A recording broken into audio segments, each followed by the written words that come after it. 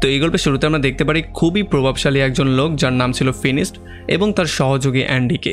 আসলে এখন তারা দুজন জঙ্গলে এসেছিল একটা মনস্টার পিগকে মারার জন্য। আসলে এই পিগটা মানুষের ফসল নষ্ট করে দিচ্ছিল, এই জন্যই তারা দুজন এই পিগটাকে মারার জন্য জঙ্গলে চলে এসেছে। যদিও অ্যান্ডি তাকে বারবার করে সাবধান করছিল যে এই কাজটা অনেকটা ভয়ঙ্কর হতে পারে, কারণ সেটা অনেক বড় মনস্টার একটা পিগ। তবে ফিনিস্ট তাকে বারবার করে এইটাই বলছিল যে যদি এটাকে আমি আজকে মারতে না পারি তাহলে আমার মান ইজ্জত সব মাটিতে মিশে যাবে। এই জন্য সে একাই চলে আসে সেটাকে মারার জন্য।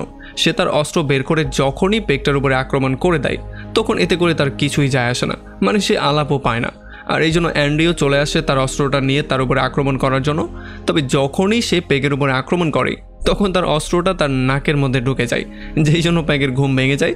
আর চোখটা খোলার সঙ্গে সঙ্গে সে গিয়ে অ্যান্ডির উপরে আক্রমণ করা শুরু করে। তবে অ্যান্ডি নিজেকে বাঁচানোর জন্য আস্তে আস্তে করে পেছনের দিকে যাওয়া শুরু করে, কিন্তু তখনই ফিনিশ তার সামনে চলে আসে। সে পেগটাকে থামানোর সম্পূর্ণ ট্রাই করে আর তার সর্বোচ্চ শক্তি দিয়ে পেগের সঙ্গে ফাইট করার ট্রাই করে। তবে পিগের শক্তির কাছে তার শক্তি আসলে কিছুই ছিল না। পিগ শুধুমাত্র একটু শক্তির ইউজ করেই তাকে সোজা আকাশে ছুঁড়ে মারে। আর অনেকক্ষণ ধরে আকাশে ঘুরতে ঘুরতে সে আবার এসে সোজা পিগের উপরেই পড়ে। তবে যখনই এই পিগটা বুঝতে পারে তার উপরে কেউ একজন এসে পড়েছে তখন সে উড়ে অন্যদিকে যাওয়া শুরু করে। তবে এইটা দেখার পরে অ্যান্ডি বুঝতেই পারছিল না কিভাবে তার বসকে সে সেভ করবে, এই জন্য সে তার কাছে একটা রশি ছুঁড়ে মারে। এখন ফিনিশ তো বুঝতে পারছিল না সে এই পিগটাকে কিভাবে তার কন্ট্রোলে আনবে, এই জন্য সে রশির দুইটা মাথা প্রথমে তার দুইটা পাখার মধ্যে লাগিয়ে দেয়, আর এরপরে আরেকটা মাথা সে তার পায়ের মধ্যে আটকে যখনই রশিটাকে দিয়ে টান দেয় তখন পিগটা তার কন্ট্রোলে চলে আসে আর সে তার ইচ্ছা মতো করে পিগটাকে আকাশে ওড়ানো শুরু করে। একটা সময় ওড়াতে ওড়াতে সে পিগটা নিয়ে শহরের মধ্যে চলে আসে। তবে যখন শহরের মানুষজন দেখতে পারে এত ভয়ঙ্কর বড় একটা মনস্টারকেও ফিনিশ খুব সহজেই নিজের বশে নিয়ে এসেছে তখন তারা পুরোপুরি শক্ট হয়ে যায়।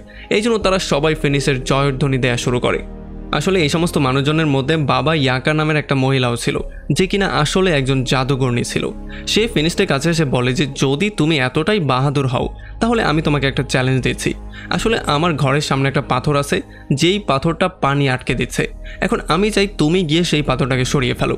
যদি তুমি সেই পাথরটা সরাতে পারো তাহলেই আমি মনে করব তুমি একজন আসল ফাইটার, আর নয়তো আমি ভাববো এতক্ষণ তুমি যেগুলো দেখিয়েছো বা যেগুলো করিয়েছো সেই সমস্ত ব্যাপারগুলো সাজানোর নাটক ছিল।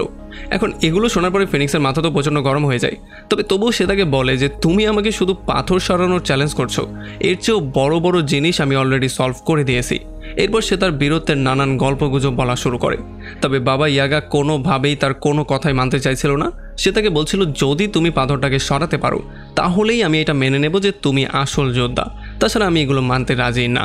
আর এইটা শোনার পরে এখানে সবাই হো হো করে হাসা শুরু করে, যেই জন্য ফিনিক্সের মাথা আরও বেশি গরম হয়ে যায়। এই জন্য সেখান থেকে সে দ্রুত তার বাসায় চলে আসে। এখন বাসায় আসার পরেও বাবা ইয়াগার উপরে তার প্রচণ্ড রাগ ছিল, কারণ সে এখন যেই অসাধ্যটা সাধন করলো এইটার পরে মানুষজন তার প্রশংসা করবে সেটা না করে বাবা ইয়াগার জন্য সবাই তাকে নিয়ে হাসাহাসি করছিল। আর এই সমস্ত ব্যাপারগুলোর জন্য সে সিদ্ধান্ত নিয়ে ফেলে সে এমন কোনো একটা কাজ করবে যেটা করার পরে সবাই আবারও তার প্রশংসা করা শুরু করবে। এই জন্য অ্যান্ডি তাকে পরামর্শ দিয়ে বলে যে এমন একটা কাজ অবশ্যই আছে যেটা করতে পারলে সবাই আবারও তোমার প্রশংসা করবে। ওই যে জানালা দিয়ে যেই টাওয়ারটা দেখা যাচ্ছে, অনেকে বলছিল এই টাওয়ারটার মধ্যে নাকি একটা শয়তান একটা মেয়েকে জিম্মি করে রেখেছে, যেই মেয়েটা একটা রাজকুমারী ছিল, খুবই সুন্দর একটা রাজকুমারী। যদি তুমি সেই শয়তানের কাছ থেকে মেয়েটাকে সেভ করে নিয়ে আসতে পারো তাহলে সবাই আবারও তোমার প্রশংসা করবে, সবাই তোমার ভক্ত হয়ে যাবে।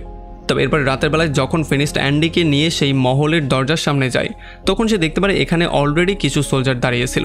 আসলে তখন আমরা জানতে পারি এই সোলজাররা নাম কামানোর জন্য এখানে আসেনি, বরং তারা চাচ্ছিল রাজকুমারীকে সেভ করে যে কোনো ওয়েতে তাকে বিয়ে করতে।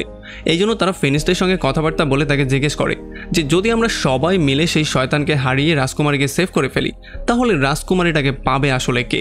তখন ফিনিস্ট তাদের সবাইকে বলে যে আমার রাজকুমারীর দরকার নেই, আমি তো এখানে এসেছি শুধুমাত্র নাম কামানোর জন্য। আর এরপর সে সাইডে গিয়ে অ্যান্ডিকেও এটা বলে যে দেখো আমি রাজকুমারী একেবারেই চাই না, আর আমি চাই একা এই শয়তানকে হারাতে, আমি তাদের মতো সকালের জন্য ওয়েট করতে চাই না। এইটা বলেই সে অন্য একটা দরজা দিয়ে ফাইনালি এই মহলের মধ্যে চলেও আসে। তো এখন মহলের মধ্যে আসার সঙ্গে সঙ্গেই ফিনিশ রাজকুমারীকে দেখতে পারে, আর রাজকুমারী তাকে দেখার সঙ্গে সঙ্গেই জিজ্ঞেস করে যে তুমিও চলে এসেছো মরার জন্য। তবে ফিনিশ তাকে বলে যে না, আমি মরার জন্য না, আমি তোমাকে বাঁচানোর জন্য এসেছি। এইটা শোনার সঙ্গে সঙ্গে মেয়েটা সেখান থেকে চলে যাওয়া শুরু করে।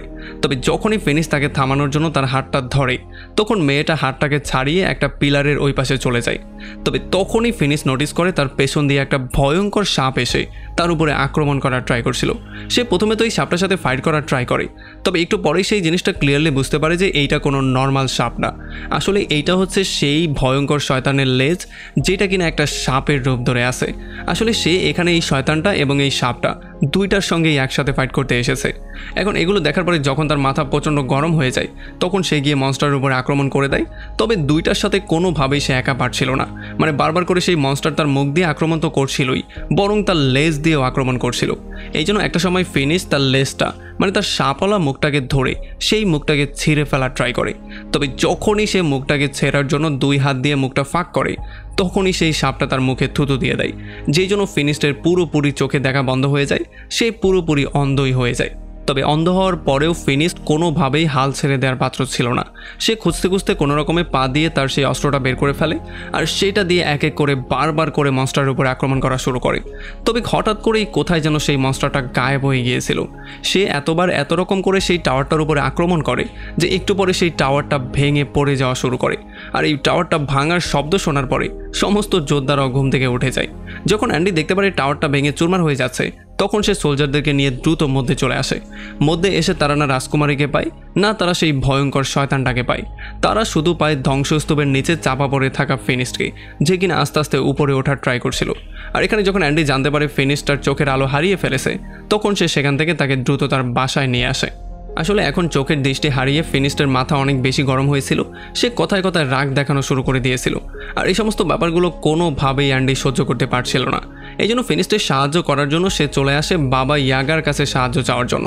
আর যখন সে ফিনিস্টের সম্পর্কে সমস্ত ব্যাপারগুলো বাবা ইয়াগার কাছে খোলামেলা করে বলে তখন বাবা ইয়াগাও তাকে সাহায্য করতে না করে দেয়, কারণ যখন তার সাহায্যের দরকার ছিল তখন ফিনিস্টও তাকে সাহায্য করেনি।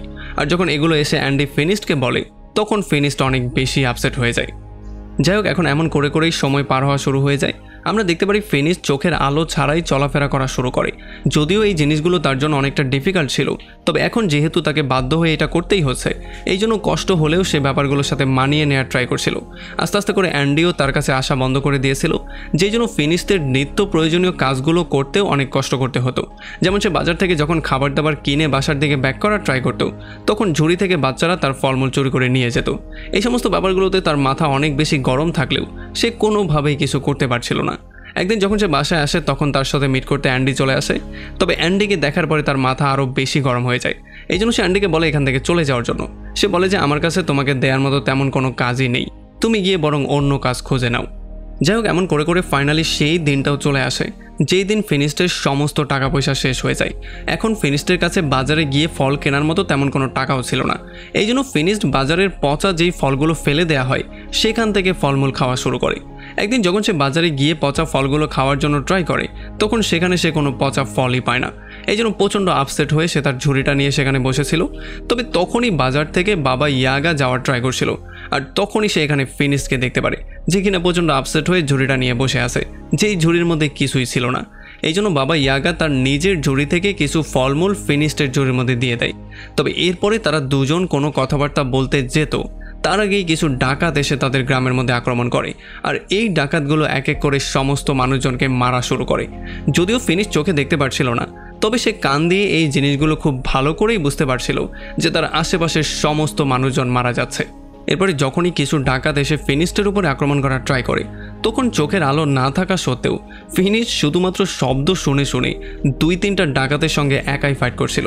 যদিও ডাকাতরা তাকে পেছন থেকে বারবার করে আক্রমণ করত, তবে তবুও সে আওয়াজ শুনে শুনে বারবার করে তাদের উপর আক্রমণ করত আর এমন করে তাদের হালুয়া টাইট করে দিত। যদিও একটা ডাকাত ঘোড়া দিয়ে এসে তাকে রশি দিয়ে বাঁধার ট্রাই করে, কিন্তু ফিনিশ সেই রশি ধরে টান দিয়েই তাকে ঘোড়া থেকে ফেলে দেয় আর তার সামনে এনে ফেলে তাকেও আচ্ছা রকম করে ধোলাই করে। তবে একটু পরে অনেকগুলো ডাকাত একসাথে এসে তাকে পেটানো শুরু করে। যদিও ফিনিশ নিজেকে সেভ করার জন্য সম্পূর্ণ ট্রাই করছিল, তবে তারা সংখ্যায় বেশি হওয়ায় সে কোনোভাবেই পারছিল না। এই জন্য তারা আচ্ছা রকম করে ধোলাই করে তাকে বেহুশি করে ফেলে। আর যখন একটু পরে সে জ্ঞান ফিরে পায় তখন সে দেখতে পারে তার হাত পা একটা শিকল দিয়ে বেঁধে ফেলা হয়েছিল আর তার গলার মধ্যে একটা কাঠ দিয়ে পেঁচিয়ে দেওয়া হয়েছিল। আর সে এমন একটা বোটের মধ্যে ছিল যেই বোটটা সমুদ্রের মাঝখানে ছিল। আসলে এখানে বাবা ইয়াগা এবং তার গ্রামের আরও অনেক মানুষজন ছিল যাদেরকেও এই বোটের মধ্যে ফাঁসিয়ে দেওয়া হয়েছিল। একটু পরে বাবা ইয়াগা দেখতে পারে এই বোটের মধ্যে অ্যান্ডিও ছিল, যাকে কিনা খোলামেলা ছেড়ে দেওয়া হয়েছে। এই জন্য যখন সে তাকে জিজ্ঞেস করে যে তুমি খোলামেলা কিভাবে করছো, তখন অ্যান্ডি এসে তাদেরকে বলে যে আমি তাদেরকে এটা বিশ্বাস দিয়েছি যে আমি তাদের পক্ষেরই লোক, তাছাড়া তাদের পক্ষ হয়ে আমি এই গ্রামবাসীর উপরে নজরদারি করব আর তাদেরকে সর্বোত্তম সাহায্য করব। আর এই জন্যই ডাকাতরা তাকে ফ্রি ছেড়ে দিয়েছে। তাছাড়া এখন আমরা অ্যান্ডির কাছে একটা চ্যারাক দেখতে পারি, যেটা কিনা সে একটা ডাকাত থেকে চুরি করে এনেছে। সে বলছিল যে এই চ্যারাকটাকে সেল করে আমি অনেক অনেক টাকা ইনকাম করে ফাইনালি কোটিপতি হয়ে যাব। আর এটা বলতে বলতে যখন সে চ্যারাকের ময়লা পরিষ্কার করার ট্রাই করছিল, তখনই এই চ্যারাক থেকে একটা জিন বেরিয়ে চলে আসে, যেটা দেখার পরে এখানে সবাই প্রচণ্ড ভয় পেয়ে যায়, এমনকি অ্যান্ডিও অনেক বেশি ভয় পেয়ে যায়। তবে নিচের এই চিৎকার চেঁচামেচি শোনার পরে যখন একটা ডাকাত নিচে এসে চেক করে, তখন সেই জিনটা তাকে ধরে সোজা ছুঁড়ে ফেলে দেয়। আর এরপর যখন সে অ্যান্ডির কাছে যায় তার ইচ্ছা জিজ্ঞেস করার জন্য, তখন অ্যান্ডি প্রচণ্ড ভয়ে ভয়ে বলে আবারও তাকে চারাগের মধ্যে ঢুকে যাওয়ার জন্য। এই জন্য জিন আবারও তার চারাগের মধ্যে ঢুকে যায়। তবে এতক্ষণে সেই লোকটা এখানে চলে আসে, যেই লোকটার এই চারাকটা ছিল। সে অ্যান্ডির গলায় তলোয়ার ধরে ফাইনালি তার থেকে এই চারাকটা নিয়ে নেয়। তবে এতক্ষণ এই বোটটা আরব দেশে চলে এসেছিল, আর গ্রাম থেকে যেই লোকগুলোকে আনা হয়েছে তাদেরকে দাস হিসাবে সেল করার জন্য আরবদের বাজারেও তোলা হয়। একটু পরে মুখোশ পরা একটা লোক এখান থেকে ফিনিশড, বাবা ইয়াগা এবং অ্যান্ডিকে কিনে তার সঙ্গে নিয়ে যায়। আর অনেকক্ষণ হাঁটাহাঁটি করার পরে যখন তারা ফাইনালি তার প্রাসাদে চলে আসে, তখন এত বড় একটা প্রাসাদ দেখার পরে তারা সবাই পুরোপুরি শক্ট হয়ে গিয়েছিল। ভেতরে যাওয়ার পরে তো তাদের অবস্থা খারাপই হয়ে গিয়েছিল, কারণ তারা দেখতে পারে এখানে কোনো মানুষ না, বরং রোবটরা কাজ করছিল। যদিও এটা পুরনো জমানা ছিল, এই জন্যই তারা অনেক বেশি শক্ট হয়ে গিয়েছিল। তবে তখন সেই লোকটা তার মুখোশটাকে সরিয়ে তাদেরকে আশ্বস্ত করে বলে যে ভয় পাওয়ার তেমন কোনো কারণ নেই, আমি নিজে হচ্ছে একজন সায়েন্টিস্ট আর এই রোবটগুলো আমিই বানিয়েছি। তাছাড়া এই লোকটা এটাও বলে যে সে এমন আরও অনেক ধরনের মেশিন বানিয়েছে যেগুলো মানুষের কাজকর্মকে অনেক বেশি সহজ করতে পারে। এরপরে ফিনিশড এই লোকটাকে তার গল্প বলা শুরু করে। সে বলে কিভাবে সে একটা সময় খুবই ভয়ঙ্কর যোদ্ধা ছিল, কিন্তু একটা পর্যায়ে চোখের দৃষ্টি হারিয়ে ফেলার জন্য আজকে তাকে দাস হিসেবে সেল করে দেওয়া হয়েছে। আর এই সমস্ত ব্যাপারগুলো শোনার পরে এই সায়েন্টিস্ট তাদেরকে বলে যে চিন্তার কোনো কারণ নেই, আমি তোমার এবং বাবা ইয়াগা সম্পর্কে অনেক কিছু শুনেছি। আসলে তখন এই ব্যাপারটা আমরা জানতে পারি যে এই সায়েন্টিস্ট আরবের বাজার থেকে বিভিন্ন দাসদেরকে কিনে তাদেরকে মুক্ত করে দিত। আর এরপর যখনই খাবার দাবারের সময় চলে আসে, তখন সায়েন্টিস্ট তার রোবটদের মাধ্যমে খাবার দাবার ডেকে আনে। আর এগুলো দেখার পরে তারা সবাই পুরোপুরি শক্ট হয়ে যায়। তাদের সবার মনে হচ্ছিল যে এইটা হয়তো বা কোনো জাদু মন্ত্র হতে পারে।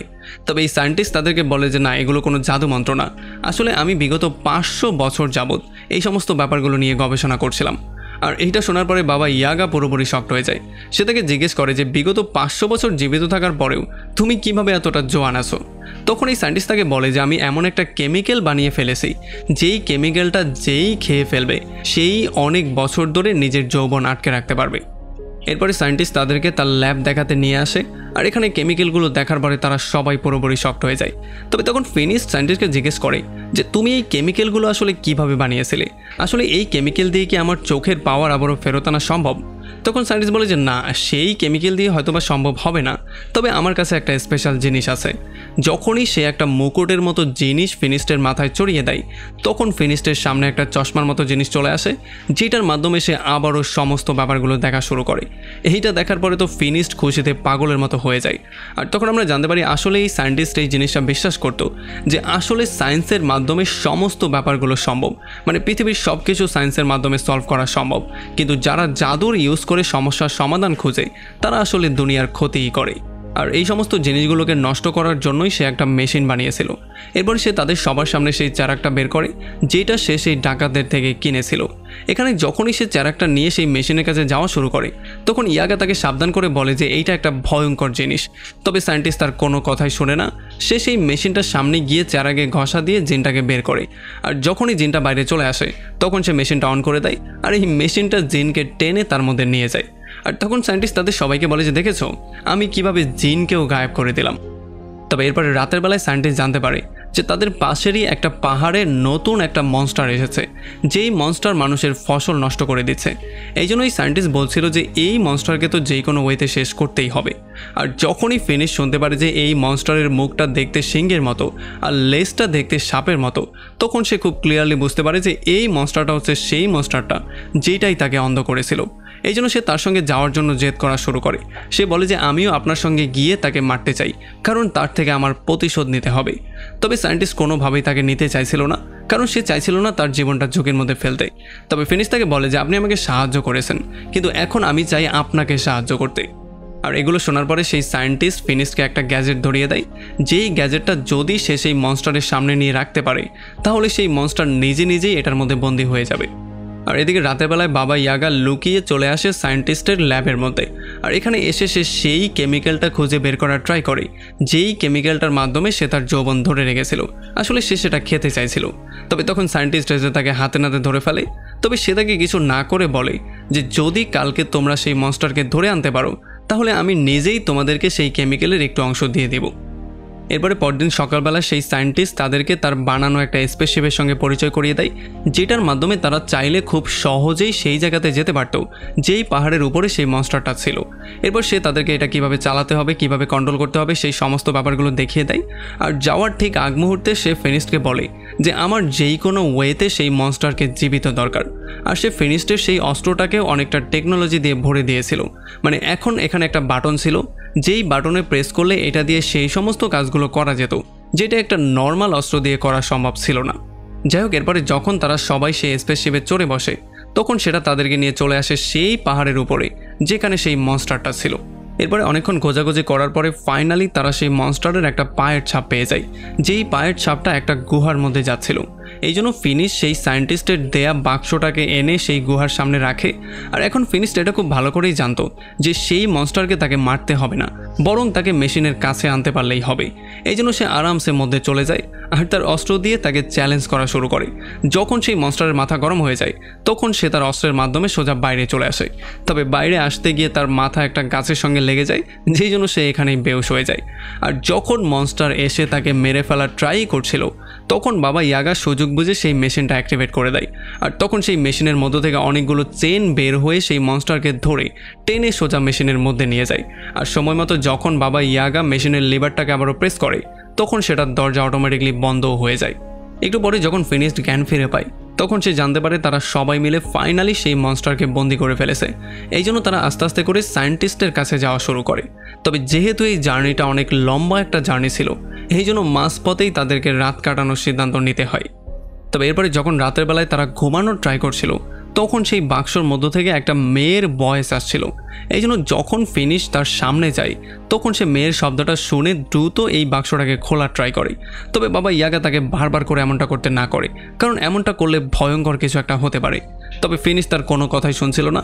সে সোজা বাক্সার মুখটা যখনই ওপেন করে দেয় তখন সে দেখতে পারে বাক্সর মধ্যে সেই রাজকুমারী ছিল, যেই রাজকুমারীকে সে মহলের মধ্যে দেখতে পেয়েছিল। আসলে এটা দেখার পরে সে পুরোপুরি শক্ট হয়ে যায়। এই জন্য সে তাকে বাইরে আনার ট্রাই করে।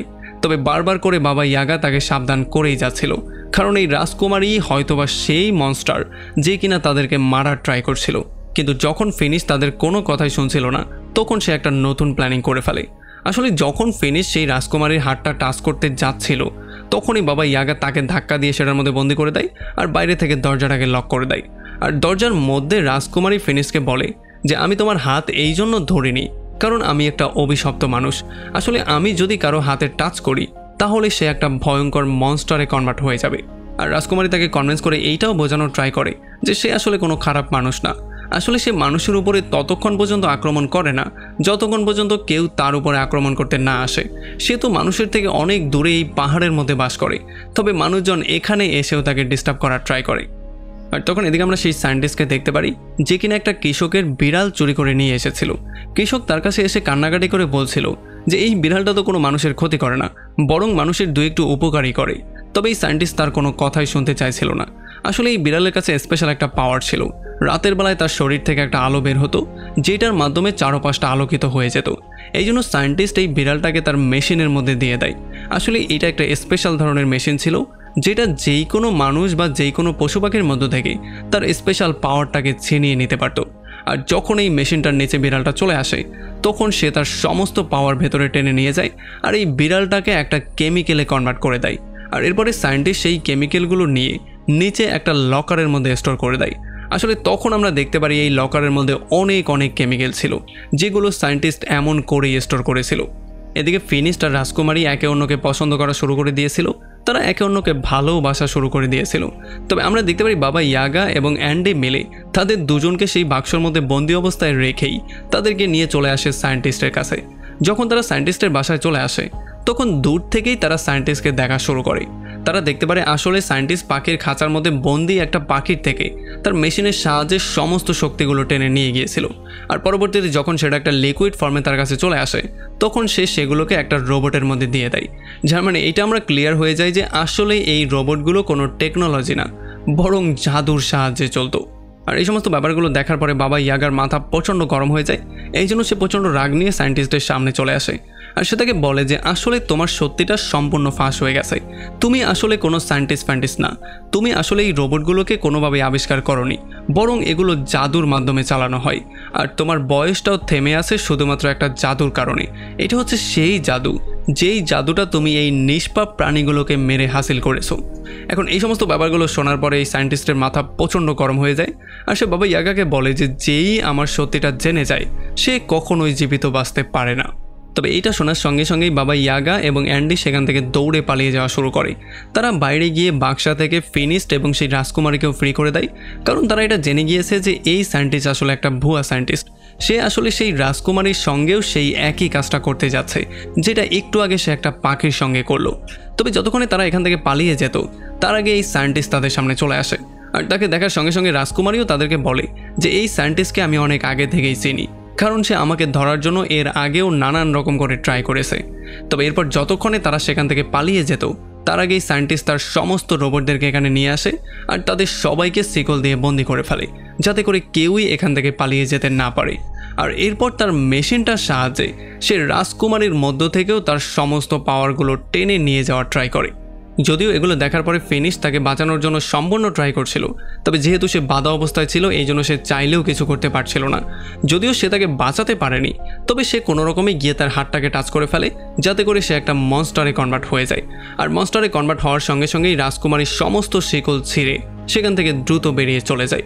আর এখানে হট্টগোলের সুযোগ পেয়ে দ্রুত ফিনিশড বাবা ইয়াগাও সেখান থেকে পালিয়ে চলে আসে।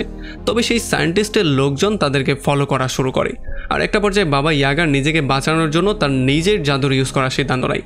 সে কিছু তরমুজের বীজ যখন আকাশে ছুঁড়ে মারে তখন হঠাৎই সেগুলো বড় বড় তরমুজ হয়ে তাদের উপরে পড়া শুরু করে।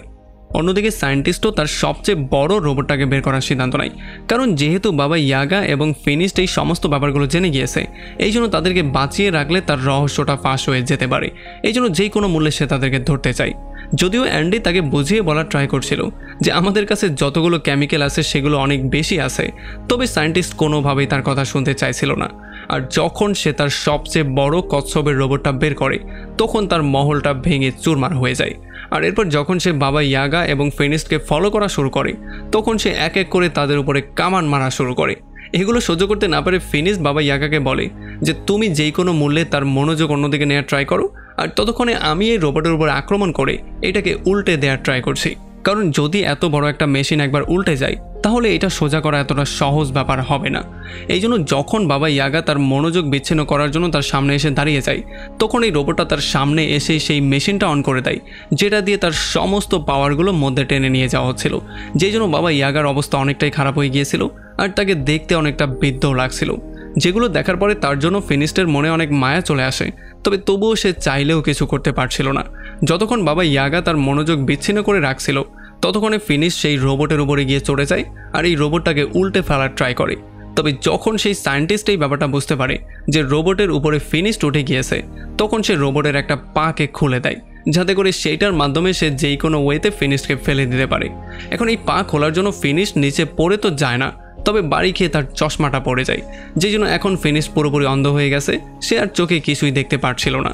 আর এই ব্যাপারগুলো দেখার পরে বাবা ইয়াগা ফিনিশকে গাইড করা শুরু করে। সে মুখ দিয়ে তাকে বলছিল কি করতে হবে, কোথায় যেতে হবে। তবে এতক্ষণে আমরা দেখতে পারি সেই রাজকুমারী মানে সেই ভয়ঙ্কর মনস্টারটাও এখানে চলে আসে। আর যখন সেই রোবটটার উপরে ওঠে তখন তাকে দেখার পরে সায়েন্টিস্ট অনেকটাই ভয় পেয়ে যায়। আর এই সুযোগের সদ্ব্যবহার করে ফিনিশ সেই রোবটের গলায় একটা রশি বেঁধে দেয় আর সেটাকে টেনে কোনো রকমে উল্টো করে দেয়।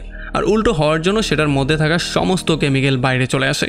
যদিও সায়েন্টিস্ট তার বানানো একটা স্পেশাল ধরনের পাখার ইউজ করে সেখান থেকে পালিয়ে যাওয়ার ট্রাই করে, তবে একেবারে শেষ সময় তার পাখাটাও কাজ করে না।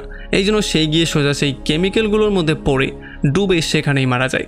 তবে এতক্ষণে মারামারি করার জন্য ফিনিস্টও বেহুশ হয়ে গিয়েছিল। আর যখন রাজকুমারী ফিনিস্টের এই অবস্থা দেখতে পারে তখন সে অনেক বেশি আপসেটই হয়ে গিয়েছিল। আসলে সে যেহেতু তাকে ভালোবাসতো এই জন্য সে ভয় পাচ্ছিল যে তার কিছু একটা হয়ে গেল কিনা। এই জন্য যখন সে কান্নাকাটি শুরু করে দেয় আর তার চোখের এক ফোঁটা পানি গিয়ে ফিনিস্টের চোখে পড়ে তখন হঠাৎই ফিনিস্ট জ্ঞান ফিরে পেয়ে যায়। আর জ্ঞান ফিরে পাওয়ার পাশাপাশি সে এখন চোখ দিয়েও সমস্ত ব্যাপারগুলো দেখতে পাচ্ছিল, মানে তার চোখের পাওয়ারও ফিরে এসেছিল। এই জন্য তারা দুজন একে অন্যকে আবারও কিস করা শুরু করে আর ফিনিস্ট রাজকুমারীকে তার সঙ্গে থাকার জন্য অফার দেওয়া শুরু করে। তবে রাজকুমারী শেষ মুহূর্তে তাকে না করে দেয়। সে বলে যে আমার অভিশাপের কারণে আমি কোনোদিনও চাইলেও তোমার সঙ্গে থাকতে পারবো না।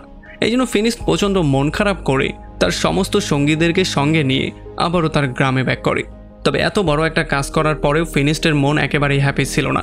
সে সবসময় সেই রাজকুমারীকে নিয়ে চিন্তাভাবনা করতো, এই জন্য তার মন সবসময় আপসেটই হয়ে থাকতো। অন্যদিকে যখন বাবা ইয়াগা আবারও তার যুবতী বয়সে ফিরে আসার ট্রাই করছিল তখন ফাইনালি সে রাজকুমারীর এই অভিশাপটাকে সরানোর একটা ওয়ে পেয়ে যায়। এই জন্য সে সেই বইটা নিয়ে দ্রুত ফিনিস্টের কাছে এসে খুশি খুশি তার সঙ্গে ব্যাপারগুলো শেয়ার করা শুরু করে। সে তাকে বলে যে আসলে রাজকুমারীকে এই অভিশাপটা ইচ্ছা করে দেয়া হয়েছিল, এখানে রাজকুমারীর তেমন কোনো দোষ ছিল না। এখন তাদের পরবর্তী মিশন হবে রাজকুমারীকে অভিশাপ মুক্ত করে তাকে আবারও একটা নর্মাল মানুষে ব্যাক করানো। তবে হয়তোবা এই পর্বে সেটা সম্ভব হবে না, দ্বিতীয় কোনো মুভিতে সেই কাজটা করা হবে যেটা এখনও রিলিজ দেয়া হয়নি। কারণ আপাতত এই পুরো মুভিটা এখানেই শেষ হয়ে যায়।